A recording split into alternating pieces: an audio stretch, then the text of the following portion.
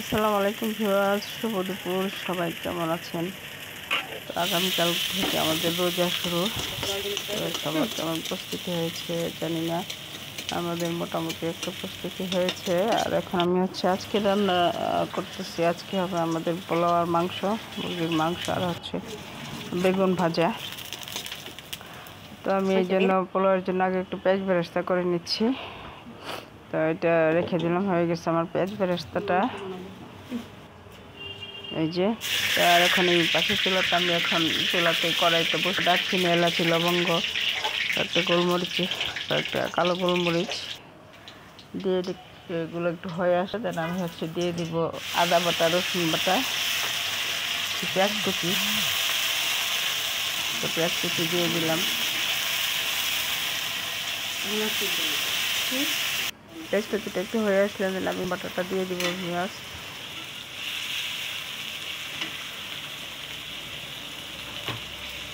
এবারে রোজাটা ছোটো দিনে রোজাটা তেমন গায়ে লাগবে না।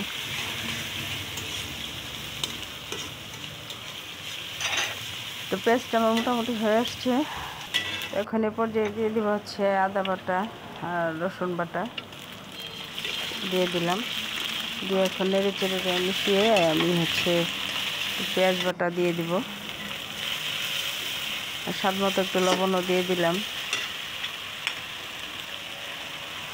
তো এখন পেঁয়াজ বাটাটা ওই পর্যায়ে দিয়ে দিলাম গাইস। এখন আমি নেড়ে চেড়ে যে মিশিয়ে নিচ্ছি, একটু কষিয়ে নেব। আর এটা একটু হয়ে আসলে দেন আমি দিয়ে দিব যথাক্রমে হলুদের গুঁড়া, মরিচের গুঁড়া, ধনের গুঁড়া, জিরের গুঁড়া, এগুলো তো হয়ে আসছে। এখন দিয়ে দিলাম হলুদের গুঁড়া পরিমাণ মতো দিয়ে দিলাম। মরিচের গুঁড়া, ধনের গুঁড়া, আর দিয়ে দিব জিরার গুঁড়া।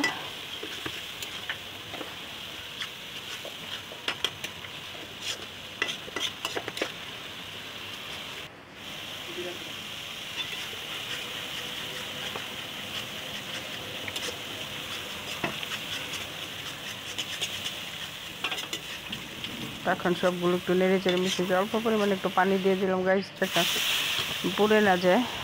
এখন ঢেকে দিলাম, ঢেকে 2-3 মিনিট জাল করে কষিয়ে নিলাম। কষিয়ে আসলাম আমি যে ধুয়ে কেটে রাখা মাংসগুলো দিয়ে দিলাম। চিকেন বোনা হবে মটরশুঁটি আলু দিয়ে ভিউয়ার্স।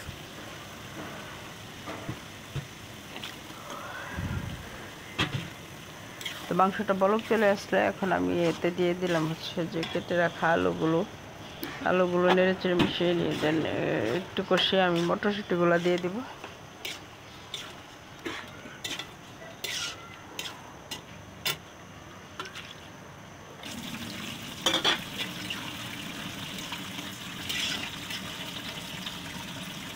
তো এখন অল্প পরিমাণে একটু পানি দিয়ে দিব যেন মাংসটা সেদ্ধ হয়ে যায়।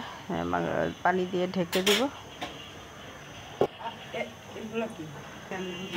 ঢেকে এখন একটু 2 মিনিট মতো ফুল আছে জাল করবো। বলক চলে আসলে দেন আমি জাল কমিয়ে দিব। আর পাশের চুলাতে আমি পোলাওটা এখন বসিয়ে দেবো। সেই জন্য চুলাতে প্যান বসিয়ে দিয়ে দিয়েছি তেল এবং তেজপাতা, দারচিনি, এলাচি। আমার ভিউয়ার্স আস্ত দারচিনিটা শেষ হয়ে গেছে, তাই আমি পোলাওতে এখন পুরো দারচিনির গুঁড়াটা দেবো। এই যে দিয়ে দিলাম। আর রসুন বাটা, আদা বাটা দিয়েছি। অল্প পরিমাণে একটু লবণও দিয়েছি। এখন হয়ে আসলে আমি এই যে পোলাওয়ের চালগুলো দিয়ে দিলাম। এখন পোলাওয়ের চালগুলো ভাজা ভাজা করে নেব। একটু মিডিয়াম হাই হিটে একটু ভাজা করে নিতে হবে। পোলাওটা ভাজা ভাজা হলে একটু টেস্টটা বেশি হয়। আমি একটা বড় এলাচ দিয়েছি। এই এলাচের স্মেলটা খুব মানে পাওয়ারফুল, দ্যাটস ওয়াই আমি যে একটা দিয়ে দিলাম। আর পোলাওটাতে আমি গাজর দিয়েছি। পর্যায়ে দিয়ে দিলাম কুচি করে রাখা গাজর, গ্রেট করে রেখেছিলাম। একটু কালারফুল মটরশুঁটিও দেওয়ার ইচ্ছা ছিল, বাট মটরশুঁটিটা দেবো না ভিউয়ার্স। তার এদিকে আমার মাংসটা বলক চলে আসছে। এখন থেকে জাল কমিয়ে দেবো, মানে লো হিটে দিয়ে দেবো। আস্তে আস্তে মাংসটা কষে দেবে। আর এদিকে পোলাওটা গাজরটা ভাজা ভাজা হয়ে আসছে। এখন আমি হচ্ছে যে পানি দিয়ে দিলাম, পরিমাণ মতো ফুটানো পানি দিয়ে দিলাম। এখন ঢেকে দেবো, ঢেকে ফুল আছে 2-3 মিনিট জাল করবো। বলক চলে আসতে দেন আমি হচ্ছে যে জালটা কমিয়ে একদম লো হিটে দিয়ে দেবো যেন ফুটে যায়। তো এই যে মোটামুটিভাবে আমার পোলাওটা হয়ে আসছে। এখন এরপরে আমি হচ্ছে যে দিয়ে দিয়েছি কেওড়া জল আর গোলাপ জল, আর সেই সাথে পেঁয়াজ বেরেস্তাও দিয়ে দিয়েছি। পেঁয়াজ বেরেস্তা করে রেখেছিলাম, তো হয়ে গেছে আমার পোলাওটা। আর এদিকে হচ্ছে যে মাংসটা অলমোস্ট হয়ে আসছে। এখন আবার একটু নেড়ে চেড়ে যেন আমি হচ্ছে দমে দিয়ে দেবো, দমে দিয়ে হচ্ছে নামিয়ে নেব। তো এই যে আমার মাংসটা, পোলাও মাংস হয়ে গেছে ভিউয়ার্স। তো ভালো থাকবেন সবাই, আল্লাহ হাফেজ।